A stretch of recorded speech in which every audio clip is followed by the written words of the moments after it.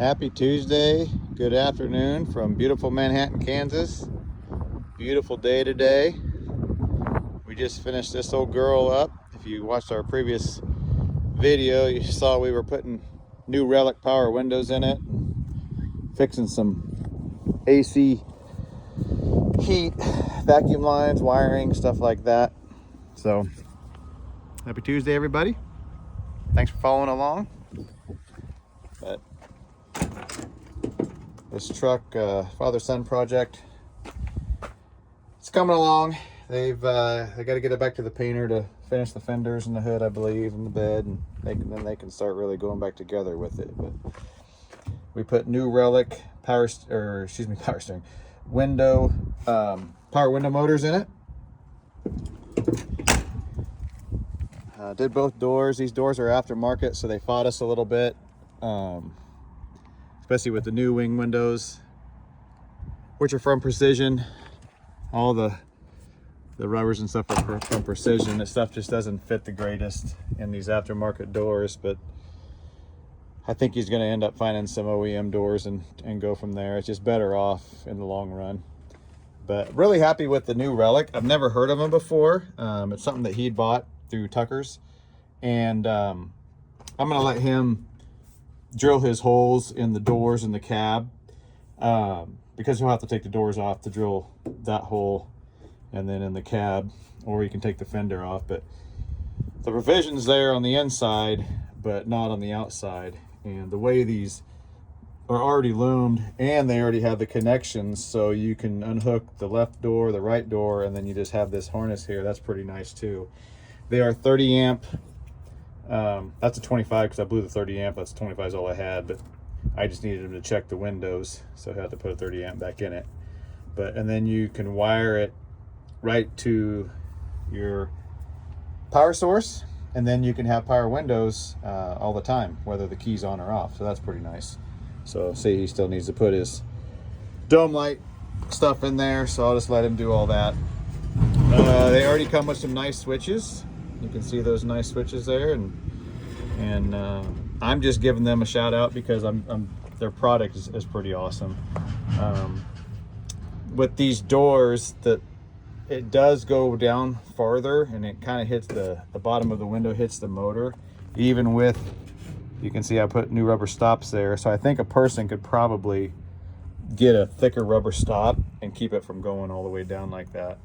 So new inside and outside door handles, like I said, new wing windows, new sashes, the rubbers on the sash, and then the rubbers that go all the way around. So on these earlier trucks, they actually have the guide that goes around and it stops here, and then it's a different piece for the wing window. So when I do these trucks, I just get the 81 and up. It's all one piece, and I believe it fits better, seals better, etc., etc. So no harm, no foul. I just I like that one piece a little bit better than the two piece that the 73 to 80s have. So that's a built 6.0. Sounds pretty good. I started it the other day. If you want to listen to it, you can go back to the other video. I'm not going to start it now because it's sitting on some dirt, and the way the exhaust is, it'll get it all dusty. And then this is painless wiring. So he's got American Auto Wire in it that he's wiring the truck. And then this is a painless wiring AC harness kit that actually I'm pretty impressed with also. You've got to run it through the firewall right there. You just take the old out. Of course, it didn't have anything there. It was just a hole because he'd already taken all the old out. And then you run that through. You take the vacuum line, run it through there so it can go to the vacuum pod, which we painted for him and installed, and then found a source. On these LSs, you can go right off that manifold right there. It's a little tab you can go right off of there. And then if he wants to run his, so I like to do everything kind of underneath this air box instead of over, but I just use his original, but you can unhook that, put a vacuum hose on it, and run it underneath, but I just left it like that. And then they come with, they're pretty much plug and play. He's going to have to run to his power source, which I'm guessing will be over there wherever he pushes junction block, and then of course he'll have to run something to his compressor. And then they come with the ground already. You just ground it to the body, which his blower motor will need to be grounded also. And then thanks to Boyz, Cory at Boyz Square Body Rescue, they got us a new, not new, but used, a good one, because this plastic in here was all broke, and every single one I had was broke too. So just got that today, just installed that. You can see the vacuum line goes right in there through the hole in the firewall. And we had to take this box back out.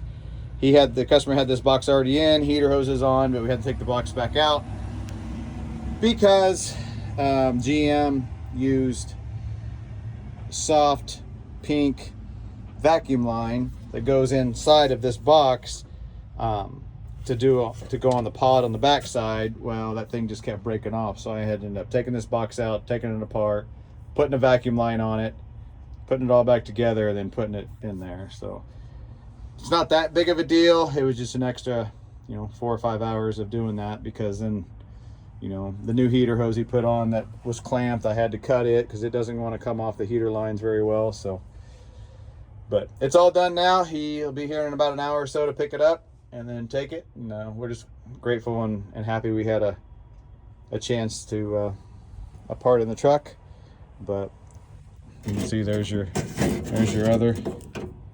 other switch. They send those, and they also send, if anybody's ever done these, they've got retainers that go on the back side of the door panel. They also send those too. So I don't know how much these cost. I do know that a lot of guys use them in their street rods and pallets, stuff like that, just from me and investigating them and looking them up online. So that's pretty cool. Tremec 5-speed. This was a 4-speed, originally a 350 4-speed truck. They wanted to keep with the manual, so with the LS they went ahead and upgraded to a Tremec 5-speed. See all that there. Of course, it's got a 205 in it because it was a 4-speed truck. This is a 76. This truck is a 1976. So, and you can see that these aftermarket doors, so they have an indentation there. See, those are just, there's not holes there.